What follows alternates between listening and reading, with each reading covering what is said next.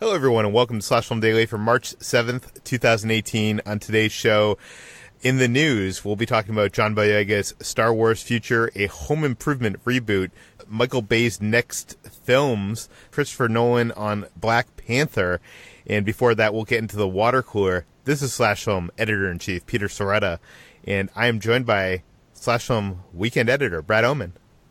Hey, that's me. And Senior Writer, Ben Pearson. Hey, what's going on?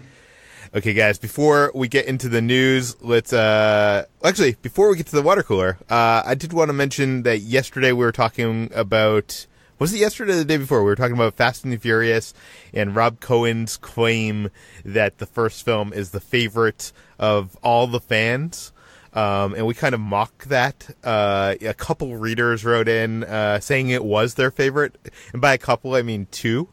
A literal couple. Yeah, a literal couple. One of them put a poll up on his Twitter page, basically being like, Slash Film says that people don't like the first one best. Do you like the first one best? And, like, obviously, you know, all his friends voted yes. I looked at his poll, and it looked like a lot of his people voted no. He was like, first one is my favorite, or I like one of the other ones, I think was one of his options, and I like one of the other ones was the winner of his own poll. Oh, was it winning? At the time I looked, the first one was best, but it was also the way he presented it was like, do you agree with me, or do you agree with them? And it was like, this is the most unscientific poll ever. So I decided to go on Twitter and put my own poll up asking which is your favorite movie in the Fast and Furious franchise. The options were Fast and Furious 1, Tokyo Drift, Fast 5, or one of the other sequels, which included 2, 4, 6, or 7. Somehow I forgot to include 8, but I don't think anybody mind anyways. But the results of the poll are not surprising. 53% of the almost 1,000 people that voted said Fast 5 was their favorite. And the second was one of the other sequels was 17%. The third was 16% for Fast 1, and only 14% for Tokyo Drift, which I'm surprised because a lot of the people in my close social circles kind of like love Tokyo Drift. So I'm surprised that didn't get that much love. But I think this does prove that most fans of this franchise, Fast and Furious 1 is not their favorite film. But anyways, I don't want to belabor this. But you know, it's funny. Sometimes we say stuff on this podcast. I say a lot of stupid things, and sometimes it gets, you know, reader outrage in the emails and the Twitter comments. Other times, you know, I'll say something like, you know, Sacramento is a horrible place, and not get one single bit of feedback aside from my girlfriend who lived there for a brief period of time. And it's just amazing what some people are outraged about and what people are not outraged about because, you know, filling 35 minutes 5 days a week, we tend to say a lot of stupid things. Or at least I just tend to say a lot of stupid things. But anyways, why don't you guys join me over here by the virtual water cooler, and let's talk about what we've been up to. Brad, what have you been up to? Well, I've had my eye on a certain set of collectibles for a while, but I always prevent myself from biting the bullet because it's probably one of the more expensive items that I would have ever bought. And it's a Ghostbusters figure, but it's like one of those high-end 6-scale Hot Toys style figures. It's from a company called Blitzway, and they released a whole set of figures of all 4 of the original Ghostbusters, and I finally bought one. It was shortly after my birthday, and I was feeling saucy. So I bought Venkman, and I am so glad I did. It's probably like one of the coolest figures that I've ever seen. So would you compare this to like a Hot Toys figure? Yeah, absolutely. It's the same kind of quality. The sculpt on Bill Murray's face is amazing. The suit, sometimes like cloth clothes for these kinds of figures don't look that great, but the stitching on the Ghostbusters suit is perfect. Like it just looks awesome. The accessories are really cool. It's insanely detailed, and like I'm definitely going to have to buy the other 3 now. But yeah, it's it's such a cool figure. I'm so glad I bought it. Are you going to buy the rest of them? Yeah, I think I'm going to try and buy one maybe like every other month or something like that, so I can like save a little bit to get one, because they cost about $300 each. So it's a pretty salty price tag. And then I feel like if I get all 4, then that kind of forces my hand to maybe try and save to get the Ecto 1 that is to scale for the figures, which is it was at Comic-Con last year. Yeah, I remember I brought you over to the booth, and we were, like, staring at this. Yeah, it's gorgeous. It's massive. Like, I don't know, where would you even put this thing in your... I looked up the dimensions, and it's only about, I say only, like, lightly, but it's about 17 inches wide, so it's big, but it's not like it couldn't fit, like, on top of a shelf somewhere or something like that. Like, I have a few sets of those cube shelves from IKEA, and those are wider than that, so it would fit on there just fine, but it's still going to take up a good amount of space. See, I've been tempted by Hot Toys' Back to the Future DeLorean, which is not quite as big as the Ecto 1, because Ecto 1 is a longer vehicle than the 2-seater that is the DeLorean Time Machine. But I have resisted because of, well, it's expensive, number 1, and number 2, I just don't know where I'm going to put it. But I also have been waiting for the Back to the Future Part 2 DeLorean, because, even though, Back to the Future Part 1 is my favorite film of all time, the Back to the Future 2 DeLorean is the cooler DeLorean, without a doubt, right? Like, it flies and has the flux capacitor, Mr. Fusion. I almost lost my Back to the Future cred there for a second. But I'm not sure if it's sold well enough, because we have not heard about this Back to the Future 2 DeLorean in a few years now. So maybe I'll just have to settle for the Back to the Future Part 1 DeLorean. But what have I been up to? Last night I got to finally see Ava's A Wrinkle in Time, the Disney adaptation. Ben briefly spoke about it last week on the podcast. Guys, this movie's kind of a mess. It's kind of a disaster. My girlfriend said it was one of the worst movies she's ever seen. Whoa! Wow. Yeah, Wow. I did not think it was that bad. I tweeted immediately following the screening that it was a big, bold, beautiful mess.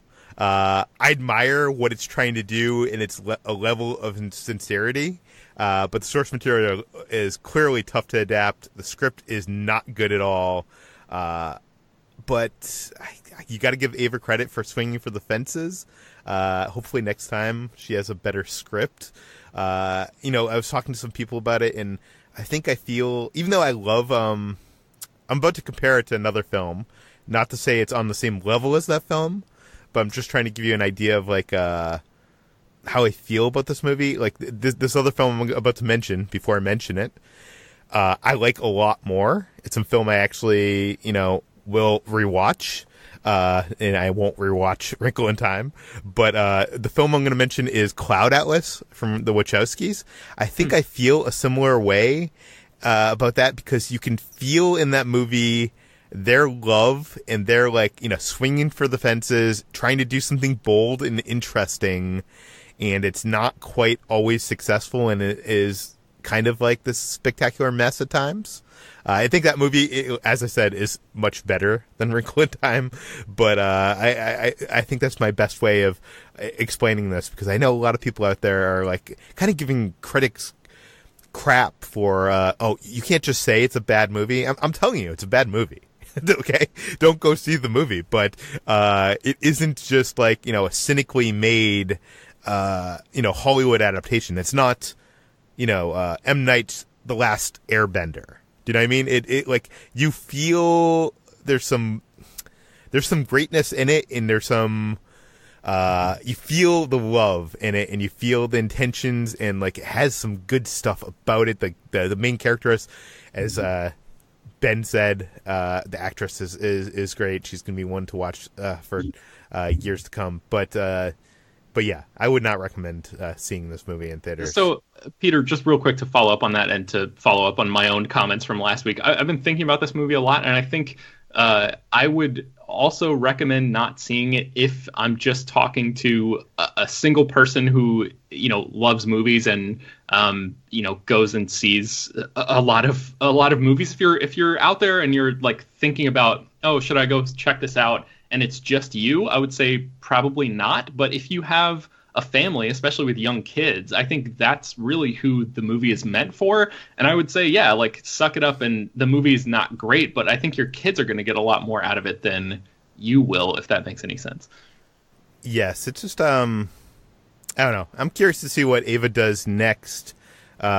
Which, speaking of, Ben, a few weeks ago on the podcast predicted, because Ava was not going to be doing one-on-one interviews at the Wrinkle in Time junket, that this might mean that she is up for one of the new Star Wars movies. It was a good theory, not to have critics ask her about that. It turns out that probably they didn't want critics asking her about it because of the movie was bad. But so, today she actually responded to a fan asking her if she wants to direct a Star Wars movie. Brad, what do we know? Yeah, so she's been a favorite to direct a Star Wars movie, as many fans have been wanting Star Wars to have a more diverse slate of filmmakers. So far, all of the people they've hired to write and direct upcoming Star Wars movies have been white dudes, and fans have just been wanting to see a little bit more spreading of the wealth, if you will. So Ava DuVernay has been one of the favorites to direct one for a while, especially because on the commentary track for Star Wars The Force Awakens, J.J. Abrams revealed that it was her idea to include that really cool close-up shot of Rey when she's fighting with Kylo Ren in the forest with lightsabers, where she takes a moment and feels the Force, and you just kind of see the glowing colors on each of their faces as the snow hits their face and sparks are flying from their lightsaber. So she has a knack for directing movies like that and creating moments within them. So a lot of fans have wanted to see what she can do behind the camera with a movie like Star Wars. But a fan on Twitter said something to that regard, that they wanted her to take on a Star Wars movie, but she explicitly says, Star Wars is not for me. But she was very happy that this particular fan enjoyed A Wrinkle in Time. So it seems like she's cutting herself out from directing Star Wars. Maybe doesn't have an interest in taking it on. Too big of a challenge, too much pressure. Who knows what it is? Every director has their movies that they want to direct first, that they have more interest in. Maybe there's something she's more passionate about. Maybe she doesn't want to feel like she has to fit into a mold that Lucasfilm already has in mind, especially knowing how much trouble they've had holding on to directors in the past or clashing with them creatively. So, or the cynical side of me says maybe Disney doesn't want to work with her again. I mean, that's also true. Now, I'm just presenting an option here. I'm not saying I believe that or have heard that. No, for sure. That's definitely an option. Kind of like when you're in grade school. And your friend was like, do you want to go out with Sally? And just because, Sally's good looking and you're like, she would never go out with me. And be like, no, I have no interest in Sally. Do you know what I mean? I'm not sure I track your metaphor, but I don't know what kind of grade school you were going to, Peter, and what you're doing there, but I think I probably would have gone out with Sally. I don't know.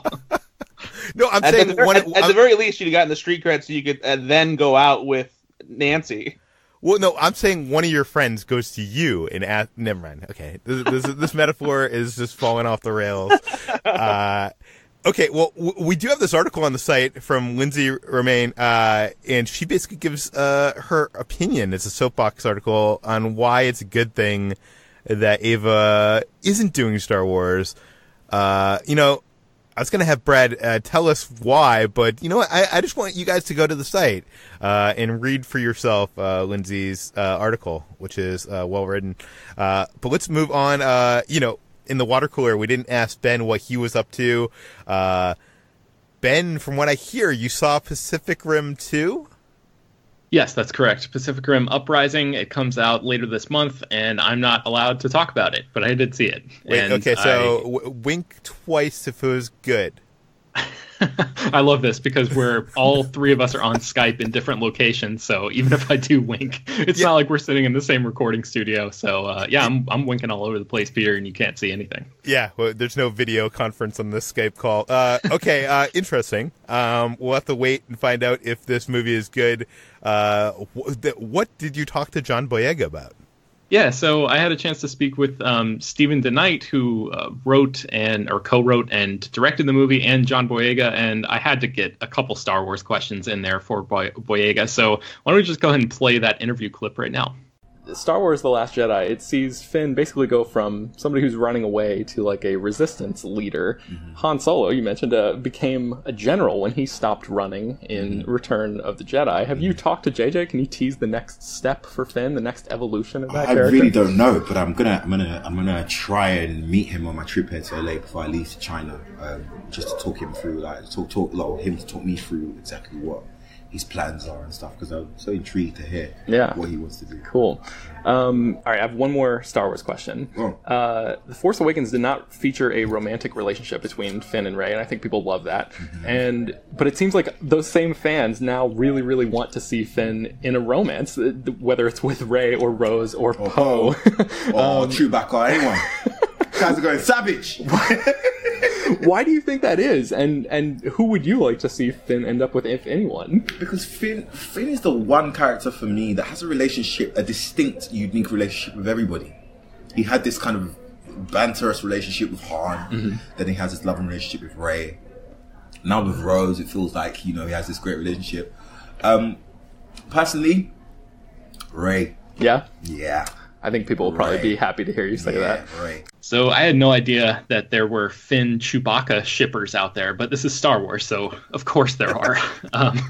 But yeah, Rey. I mean, John Boyega. This obviously he hasn't spoken to Abrams yet, so this is not him bringing any sort of inside info in there. It's just John Boyega's personal preference. But it's interesting that he would want his character to end up with Rey. What do you guys think about that? Brad, do you have any thoughts? I mean, that's probably who I'd want to end up with. So more power to John Boyega for feeling that way, because Rey is super cool. She can use the Force. And Daisy Ridley is just adorable. So, I'm all for it. I second what Brad is saying here, but one of the things I loved about Force Awakens is that there wasn't kind of like this romantic subplot, and I feel like that was so great about it, and I don't understand why all these fans really want that kind of like us to fall back on those kind of traditional, just like, why can't we have the Star Wars trilogy without a romantic subplot? Obviously, Last Jedi, Rose had a crush on Finn and kissed him. Doesn't mean they're going to end up together. And if you are gonna do a romantic subplot, do something new, interesting, and different.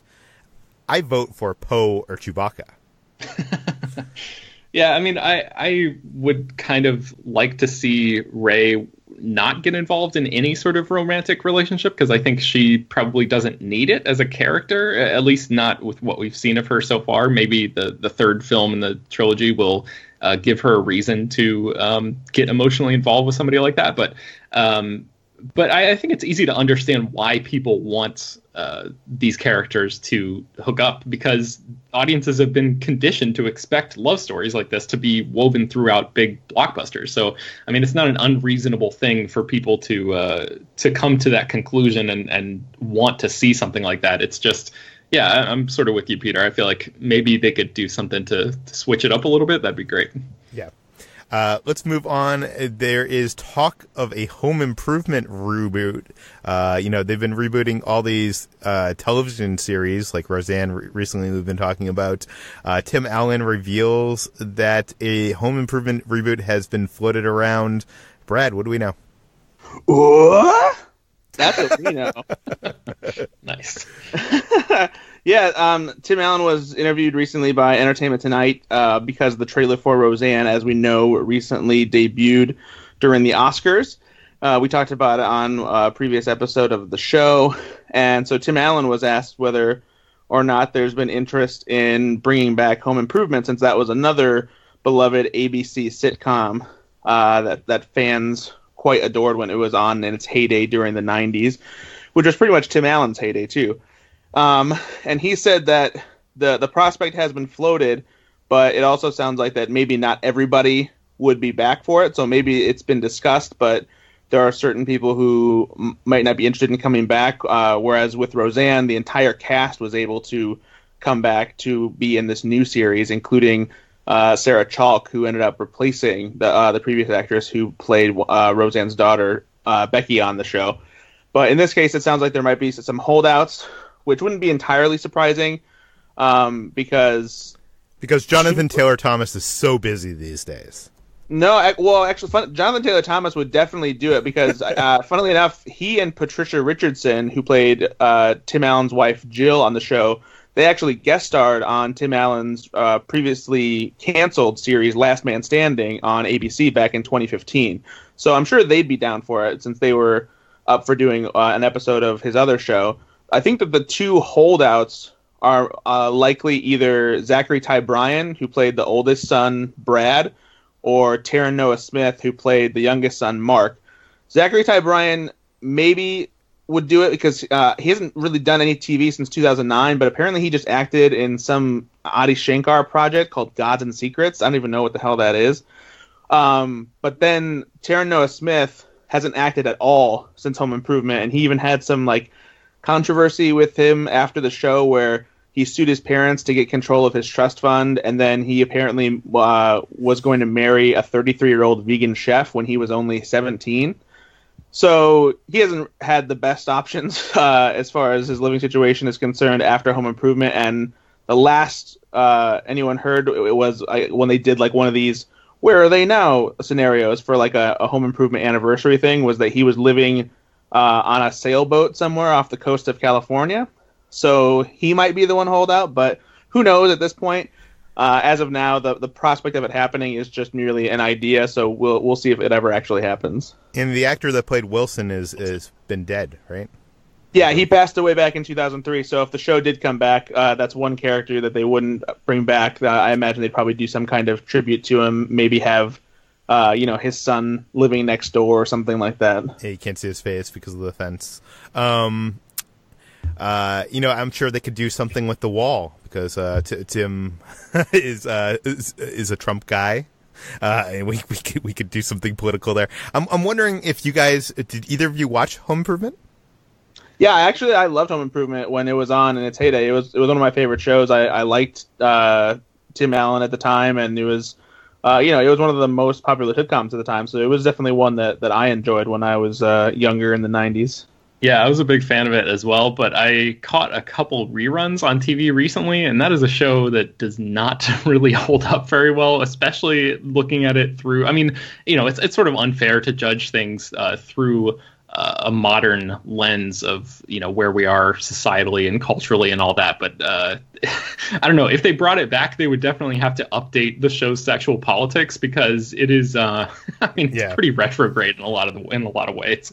I wonder if I would want to see a Home Improvement reboot because I also watched it when it was on TV, but I feel like, I don't know. I feel like, Tim the Toolman Taylor is very much kind of like a middle America type guy. And we're kind of living in a time where you would have to kind of bring the politics of that into the sitcom. And I don't think I want to watch a sitcom with those kind of politics. Brad, any thoughts? I'm pretty much on the same page. I never watched Last Man Standing, but apparently his character on that show was very much a conservative American, and there was constantly making jokes about Obama and Democrats and Obamacare and all this. But it wasn't necessarily just preaching to the choir because it did allow for some kind of equal representation because both his wife and his daughter were more liberal. So it was just kind of, I think it was trying to give the conservative crowd something to enjoy in kind of a lighthearted manner, even though it was still kind of, politically critical at the time. And I don't know, it's a tough line to draw because Hollywood is so liberal in general. So most of the jokes that get made politically are at the expense of conservatives, but there are conservative audiences out there, and there are conservative people that aren't racist, bigots, and jerks and assholes that, also like humor as well, and, poke fun at the left side too. So I suppose the show, you could say, is harmless enough. I read some stuff about it and like the jokes and things that were on there, but it's tough to be on that side of the aisle with the political climate today. And I don't know, I feel like if Home Improvement came back, that Tim Allen might try and shoehorn in some of those politics into that show. Chris Nolan recently gave his what he thought about Black Panther. Brad, can you tell us about it? Does that apply here? No, it doesn't. Oh no, sorry. So yeah, as we know, I hope to God that doesn't come back in that in Arsenio. What do you? Yeah. We're over it. Tim Allen did have another signature sound that was a ha ha ha ha, so we could do that. Good God. Anyway, we all know the Oscars happened. You are a stand-up guy. Does Tim Allen still do that in his stand-up act? I don't even know. I've never seen Tim Allen do stand-up since like the 90s, and even then it was only ever on TV, so I don't know. I mean, I imagine maybe he does it just as like a throwback kind of thing, but man. By the way, to take a side track, I know I am. I was watching The Nice Guys at a press screening before The Nice Guys came out, and it's set in the 1970s in LA. Yeah. And at one point in the background, you see the Comedy Store, and there's a marquee that says Tim Allen's performing. And after the movie, I go to one of the other critics, like, oh my God, like they have a huge mess up in this movie. Tim Allen, like, his name is on the Comedy Store, and this is the 1970s. Like, well, Tim Allen was doing comedy in the 1970s. And I was like, oh. Yeah. Okay, anyways, I'm sorry. Go ahead. Yeah, so as we all know, the Oscars were last weekend, and we don't have to talk about the Oscars ever again for a while now, thankfully. Except now that the Get Out made such a big splash at the Oscars, apparently everyone's using that as an excuse to be like, well, since Get Out came out in February last year, we can talk about the Oscars now. And since Black Panther came out in February, everyone's already predicting and hoping that it'll get Best Picture. And adding some weight to these hopes and arguments is a little director known as Christopher Nolan.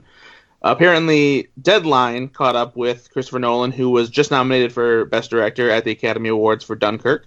And they asked him if there were any movies that he thought had a chance at Best Picture next year that had already been released. And right away he said Black Panther. Unfortunately, they don't have a quote beyond that. I imagine it's because Deadline was just too busy kissing ass and glad-handing at the Oscar parties afterwards to get any real quote from them. But it's a bold prediction for sure. Well, okay, we should mention that Chris Nolan is the reason why Black Panther could probably get a Best Picture nomination before The Dark Knight, or the year The Dark Knight did not get nominated. The Oscars kind of changed their rules to allow more films in the Best Picture competition. Not to say that that's the reason why Black Panther could be nominated, but it definitely gives it more of an opportunity, more of a superhero movie, more of an opportunity to be in there. So I guess my question to you guys, because I really liked Black Panther. It's not my favorite Marvel movie, but it's it's very, very good, and I understand why people are loving it. Do you think it has the potential to win a Best Picture nomination? Man, this brings up a whole thing, and I feel like we could spend an entire podcast episode just talking about this, but I'm going to raise this point anyway, and maybe we can just brush over it really quickly. But I feel like Black Panther is a very good movie, but it's not the kind of movie that I would imagine winning Best Picture. I feel like the only way it would win is if people were trying to make a statement by voting for it, and that to me gets into this murky territory of praising or talking about a movie and valuing a movie's messages over what the movie itself actually is. And this is a conversation that we were having a little bit earlier in our Slack channel. Peter, you were pointing us to a Twitter thread you saw about this. And I hesitate to, I love the messages of Black Panther, but I just don't know if the filmmaking itself is worthy of a Best Picture title. I think a nomination would be cool for that movie because of what it means culturally and all of that stuff. But I feel like that's probably as far as it should go. And I don't know, maybe I'm going to get a lot of hateful feedback because of that statement. But what do you guys think about that? I mean, I feel like if Logan can't get a nomination, I fear that a movie like Black Panther couldn't get a nomination. But again, this is a tough subject to talk about because anything I say could be misconstrued. But, the Academy a few years ago were criticized for being Oscar so white. So, yeah, there is that kind of pushback from the Academy of being like, no, we're Hollywood, we're liberal, we're diversified, and maybe that could be enough reason to push that kind of film into the nominations. And I'm not saying that that's the only reason it would be there, because it is a good movie. It's just, I don't know. The Academy usually just doesn't go for superhero films, so I just don't see them putting it in there. Brad, what are your thoughts? Yeah, I'm kind of on the same page, because even though Black Panther does have this incredible message in it, and I think it's easily the most mature and significant story that Marvel has done as far as making it relatable to social issues and the world at large. There's still something about it that doesn't quite make it feel like it's Best Picture material to me, and that might sound a little pompous and elitist in a way, but like I definitely thought The Dark Knight was deserving at the time that it happened. But we even saw even though there's been a push for diversity and things like that Wonder Woman didn't even get a nomination this year. So even diversity aside, like I feel like the Academy would just as soon go for, a more prestigious, typical Best Picture nominee that also displays the same kind of diversity and social consciousness, something like Get Out, as opposed to going for a blockbuster like Black Panther, because those kinds of movies rarely make it to the Best Picture anymore, no matter how much we'd like them to. But at the same time, with the Oscars ratings being so dismal this year, dropping in double digits, maybe they'll be looking to try and boost it a bit by getting a movie like that people have seen, that people would be excited to be competing at the Oscars. You know what? We can't say that like the Academy is actually it has an interest in the ratings for the telecast. I don't think many people that are like actors and filmmakers and editors probably even care about that. But the more I'm thinking about this, I guess I was kind of trying to say that, the Academy usually doesn't reward superhero films because they're not serious enough of stories. They don't have messages that are usually serious enough to be kind of like lauded by the Academy. But the more I'm thinking about this, Black Panther does kind of have a serious message to it, and kind of a political message to it. So maybe that is enough to have it be considered. Yeah, if it is, it'll be the first superhero movie that's ever nominated for Best Picture. So, I certainly hope that it does. I just don't know. Like I said, I really hope it gets nominated. I just don't know if it would win. And again, it's so early in the year. We have no idea what the other contenders are going to be at this point. But yeah. Yeah, it's ridiculous to even speculate about this at this point. But we've been doing so for the last few minutes. Let's get on to our last bit of news, which hit right before we were going on the air. And that is that Michael Bay has announced his next 2 movies. Ben, what do we know? Yeah, so Variety reported that Michael Bay's next film will be an action movie called Six Underground that is written by Rhett Reese and Paul Wernick, who are the writers of Deadpool and Deadpool 2. They wrote this original concept, this original script on spec, and we don't know any official details about the plot, but Variety's Justin Kroll tweeted that one source just told him that Six Underground was described as The Rock meets Suicide Squad. So my guess is that means that there are 6 soldiers or outlaws or whatever who have to go underground to, pull off some sort of heist or escape or something. I don't really know. I mean, this sounds like a smaller kind of more personal Michael Bay movie than the robot trash that he's been directing over the past decade. Maybe something more akin to Pain and Gain than Transformers: The Last Knight. But that being said, Michael Bay is not entirely getting out of the giant robot, the giant robot genre, because he's actually taken over the director's chair for Robopocalypse, which is a movie that's based on a book by Daniel H. Wilson. Drew Goddard was once writing the script, and Steven Spielberg was going to direct a few years ago, but now Spielberg has stepped aside. He thought the script needed some more work, so he went on to make a bunch of other movies instead, and now Michael Bay is in talks to direct Robopocalypse, and he is supposed to be doing that after Six Underground. So the thought right now is that Six Underground is supposed to start shooting this summer and come out in the summer of 2019, and that's when Bay is going to start basically just transition right into production on Robopocalypse. So that movie is essentially just tells a story of a global war between man and machine. So there's a lot more opportunities for him to get into that robot groove that he's been in for so long. Do we want to see Michael Bay do more robot movies? Not particularly for me, but I would like to think that maybe it would offer him the opportunity to do something that is distinct and different enough from the gnashing metal and chaotic nonsense that the Transformers franchise evolved into.